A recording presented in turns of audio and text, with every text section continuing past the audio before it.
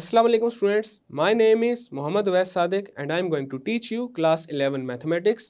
Students, last lecture में हमने properties of union and intersection का टॉपिक स्टार्ट किया था, जिसमें हमने commutative property and associative property को डिस्कस किया था। आज के लेक्चर में हम डिस्कस करेंगे distributive property and D Morgan's loss को। तो आए चलते हैं व्हाइट बोर्ड की तरफ और आज का लेक्चर शुरू करते हैं। नेक्स्ट प्रॉपर्टी है हमारे पास डिस्ट्रीब्यूटिव प्रॉपर्टी। अब इसमें भी हमारे पास दो केसेस हैं डिस्ट्रीब्यूटिव प्रॉपर्टी में। पहला जो केस है distributive property of union over intersection, तो इसको लिखेंगे A union B intersection C is equal to A union B intersection A union C. तो ये है हमारे पास distributive property of union over intersection, या इसको ऐसे भी कहा जा सकता है distributivity of union over intersection.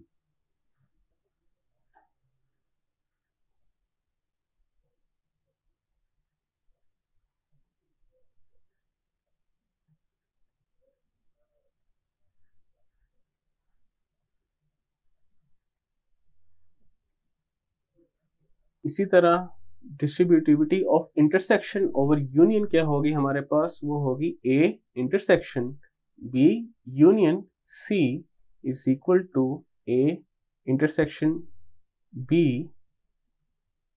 Union A intersection C. तो ये है हमारे पास distributivity of intersection over union.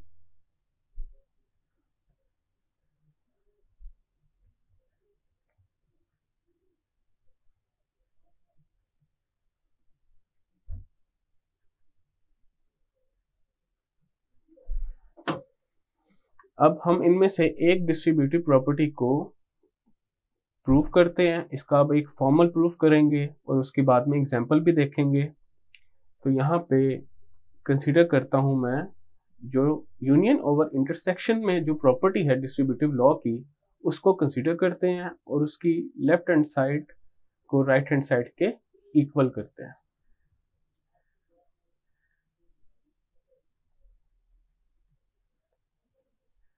अब यहाँ पे इसका फॉर्मल प्रूफ करते हैं। सबसे पहले लेफ्ट हैंड साइड को कंसीडर करते हैं। लेफ्ट हैंड साइड से हम राइट हैंड साइड बनाएंगे, उसके बाद राइट हैंड साइड को कंसीडर करेंगे और उससे लेफ्ट हैंड साइड के इक्वल प्रूफ करेंगे। तो सबसे पहले लेफ्ट हैंड साइड हमारे पास क्या है, A union B intersection C. सबसे पहले अज्यूम करते हैं कि हमारे पास एक एलिमेंट है सेट का x और वो बिलोंग करता है a union b intersection c से। अब x या तो हमारे पास a से बिलोंग करेगा या फिर b इंटरसेक्शन c से बिलोंग करेगा, या ऐसा भी हो सकता है कि x हमारे पास दोनों सेट्स में से बिलोंग करे। तो हम यहाँ पे एक अजम्पशन लेते हैं कि x या तो a का मेंबर है या फिर x हमारे पास मेंबर है b इंटरसेक्शन c का। अगर हमारे पास, पहले हम लोग ये अज्यूम कर लें कि अगर x हमारे पास a का मेंबर है तो x must belong to a union b and x must belong to a union c। तो इससे क्या आ जाएगा, इससे आ जाएगा कि x will belong to a union b intersection a union c। अगर हम अब दूसरा ये अज्यूम करें, जो दूसरा केस है कि अगर x b इंटरसेक्शन c का मेंबर होगा तो हमारे पास x b का भी मेंबर होगा एंड x c का भी मेंबर होगा। तो अगर x यहाँ पे b एंड c दोनों का मेंबर है तो x मेंबर होगा a यूनियन b का भी and x will be a member of a union c। अगर x हमारे पास अब इन दोनों का अगर मेंबर है तो x हमारे पास फिर मेंबर होगा, x will belong to a union b intersection A union C. अब यहाँ पे दोनों केसेस से हमें ये पता चल गया कि X is a member of A union B intersection A union C। तो यहाँ पे जो लेफ्ट हैंड साइड है जो कि हमने अज्यूम की थी A union B intersection C will be a subset of A union B intersection A union C. A union B intersection C is a subset of A union B intersection A union C. अब हम right side को assume करेंगे जो कि हमारे पास है A union B intersection A union C, और प्रूव करेंगे कि जो राइट साइड है is a subset of left side. Right hand side हमारे पास क्या है? A union B intersection A union C। सबसे पहले अज्यूम कर लेते हैं कि Y हमारे पास एक मेंबर है जो कि बिलोंग करता है A union B intersection A union C। अब यहाँ पे इंटरसेक्शन है, इसका मतलब Y क्या है? कॉमन एलिमेंट है। तो Y हमारे पास बिलोंग करेगा A यूनियन B से and Y will also belong to A union C।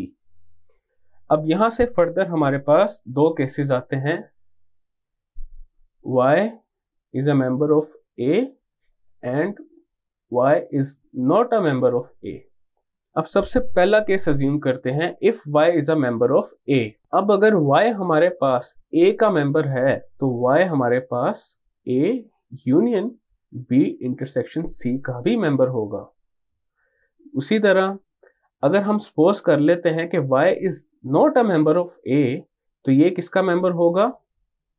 Y will be a member of B and Y will be a member of C।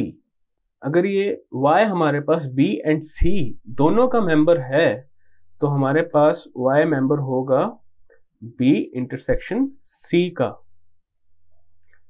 then Y will be a member of A union B intersection C। अब यहां से इन दोनों conditions जो हमने लगाई हैं, either Y is a member of A और Y is not a member of A, तो हमारे पास सेम रिजल्ट्स आ रहे हैं। तो यहां से देख के कहा जा सकता है कि A union B intersection A union C is a subset of A union B intersection C। और इससे पहले हमने प्रूफ किया था A union B intersection C is a subset of A union B intersection A union C। तो इन दोनों conditions को देखते हुए कहा जा सकता है कि left hand side and right hand side are equal. thus A union B intersection C is equal to A union B intersection A union C। तो ये हमारे पास distributive property of union over intersection यहाँ पे prove हो चुकी है। Same procedure को रिपीट करके हम लोग ये भी प्रूव कर सकते हैं A intersection B union C is equal to A intersection B union A intersection C। तो सेम प्रोसीजर को रिपीट करके ये वाली प्रॉपर्टी भी प्रूव की जा सकती है। तो यहाँ पे डिस्ट्रीब्यूटिव प्रॉपर्टी हमारे पास प्रूव हो चुकी है। नेक्स्ट प्रॉपर्टी है हमारे पास प्रॉपर्टी नंबर 7 जो कि है A union B complement is equal to A complement intersection B complement. यहाँ पे ये जो डैश है ये भी हमारे पास कॉम्प्लीमेंट को ही रिप्रेजेंट करता है। उसी तरह 8th प्रॉपर्टी है A intersection B complement is equal to A complement union B complement. अब ये दोनों जो प्रॉपर्टीज हैं ये हैं डी मॉर्गन्स लॉ।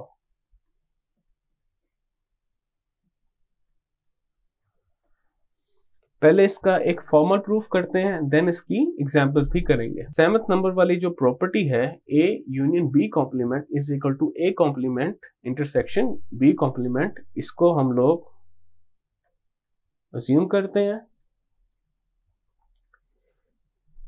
सबसे पहले लेफ्ट हैंड साइड को उठाएंगे एंड राइट हैंड साइड के इक्वल करेंगे, देन राइट हैंड साइड को उठाएंगे और लेफ्ट हैंड साइड के इक्वल प्रूफ करेंगे। तो लेफ्ट हैंड साइड है हमारे पास A यूनियन B कॉम्प्लीमेंट।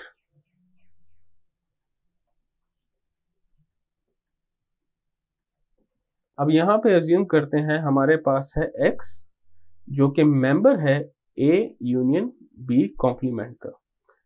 अगर हमारे पास X A union B complement का मेंबर है तो X A यूनियन B का मेंबर नहीं होगा। तो अगर X A यूनियन B का मेंबर नहीं है तो X A का मेंबर भी नहीं है और B का मेंबर भी नहीं है।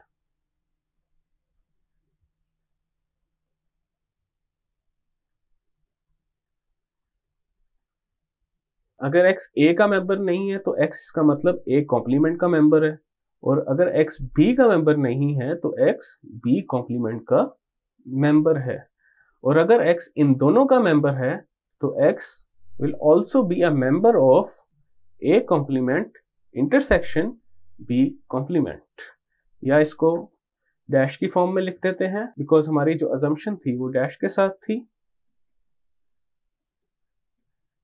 तो यहां से देख के कहा जा सकता है कि A union B complement is a subset of A complement intersection B complement, इसको नाम दे देते हैं A का। अब हम उठाएंगे राइट हैंड साइड, तो राइट हैंड साइड है हमारे पास A complement intersection B complement.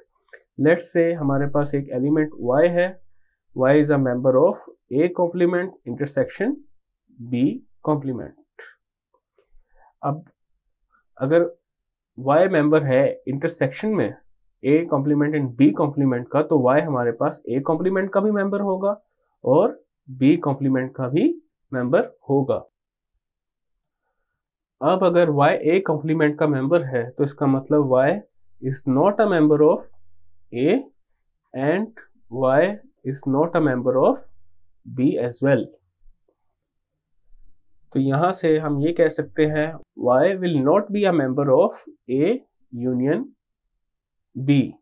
अगर Y A यूनियन B का मेंबर नहीं है तो हमारे पास Y किसका मेंबर होगा? A यूनियन B कॉम्प्लीमेंट का। अब यहां से देख के कहा जा सकता है कि A complement intersection B complement is a subset of A union B complement. इसको नाम दे देते हैं इक्वेशन नंबर B। अब equation number A and equation number B से हम ये रिजल्ट निकाल सकते हैं कि A union B complement is equal to A complement intersection B complement. तो यहाँ पे डी मॉर्गन्स लॉ हमारे पास प्रूव हो चुका है। इसी तरह हम ये भी प्रूव कर सकते हैं कि A intersection B complement is equal to A complement union B complement. Same method के साथ हम ये दोनों स्टेटमेंट्स प्रूव कर सकते हैं।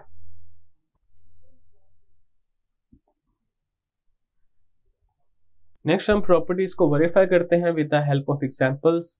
हमने कॉम्यूटेटिव प्रॉपर्टी और एसोसिएटिव प्रॉपर्टी को पहले वेरीफाई किया हुआ है, तो अभी हम distributive property and D Morgan's law को वेरीफाई करेंगे with the help of examples. तो एग्जांपल ले लेते हैं। Let A is equal to 1 2 3, B is equal to 2 3 4 5 and C is equal to 3 4 5 6 7 8। अब हमारे पास डिस्ट्रीब्यूटिव प्रॉपर्टी क्या है? Distributive property of union over intersection है A union B intersection C is equal to A union B intersection A union C।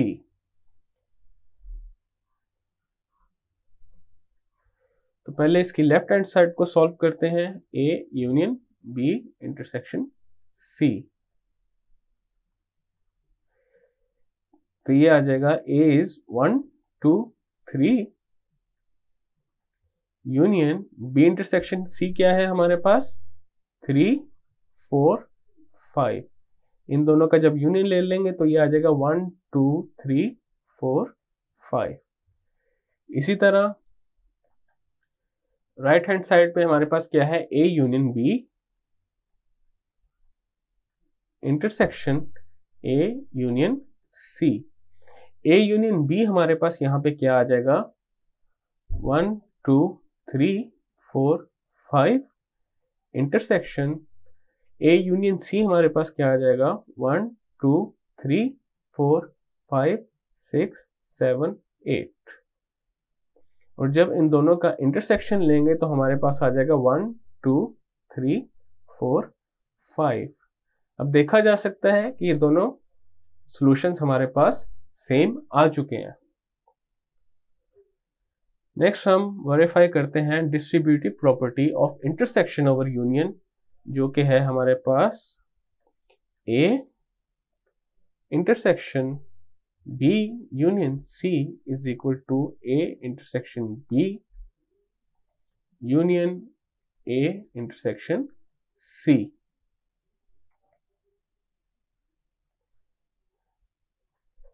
सबसे पहले left hand side solve करते हैं, ए इंटरसेक्शन बी यूनियन सी।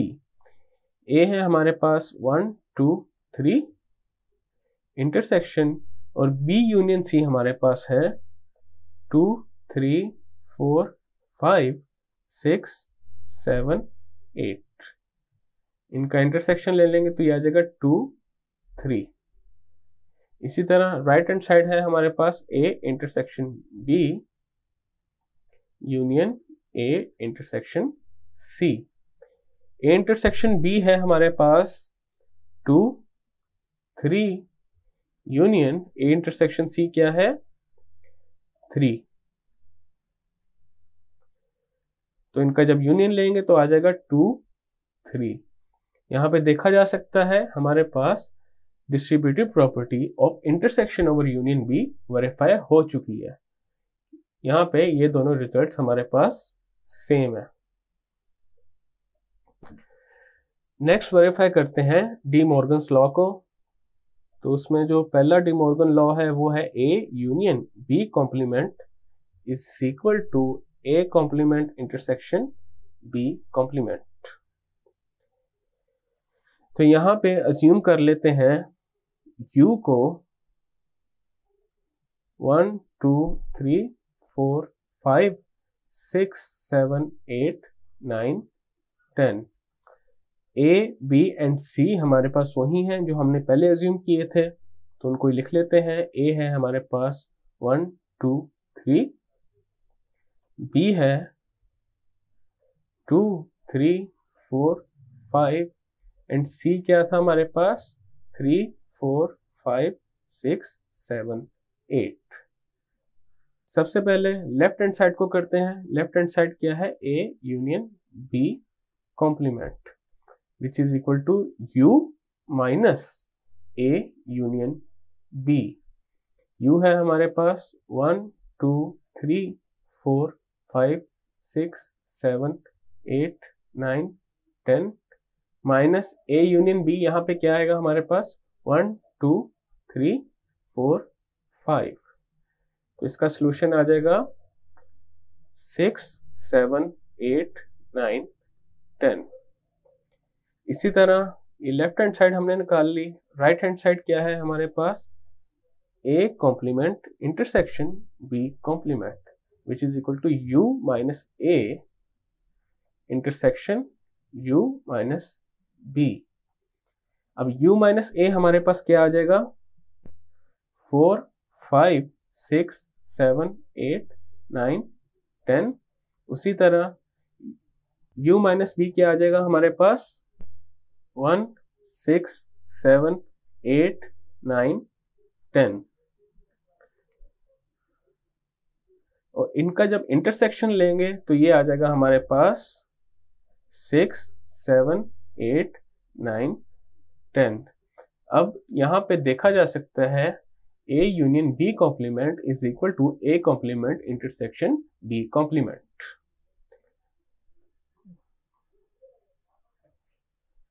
दूसरा De Morgan law हमारे पास था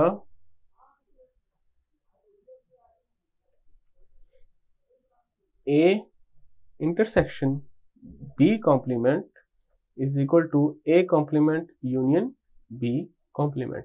सबसे पहले लेफ्ट हैंड साइड को करते हैं।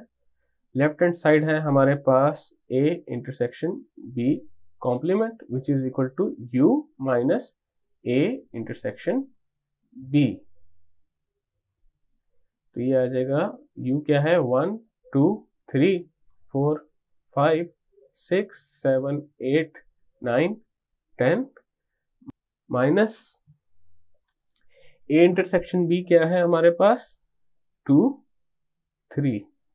तो ये आ जाएगा 1 4 5 6 7 8 9 10। ये आ गई हमारे पास लेफ्ट हैंड साइड। अब राइट हैंड साइड करते हैं जो कि है A complement union B complement. तो ये है U minus A union U minus B। तो difference between U and A हमारे पास क्या आ जाएगा 4 5 6 7 8 9 10। यूनियन है इसका U minus B which is 1 6 7 8 9 10। तो इनका जब यूनियन ले लेंगे तो ये आ जाएगा 1 4 5 6 7 8 9 10। अब यहाँ पे देखा जा सकता है कि दूसरा वाला जो डी मॉर्गन लॉ है हमारे पास जो कि है A intersection B complement is equal to A complement union B complement prove हो चुका है। यहाँ पे हमने वेरीफाई कर दिया है with the help of an example. यहाँ पे left hand side and right hand sides are equal.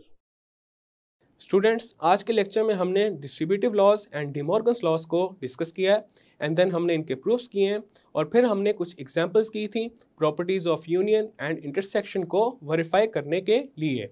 मैं उम्मीद करता हूँ आपको आज का लेक्चर समझ आ चुका होगा। हम मिलेंगे अब नेक्स्ट लेक्चर में।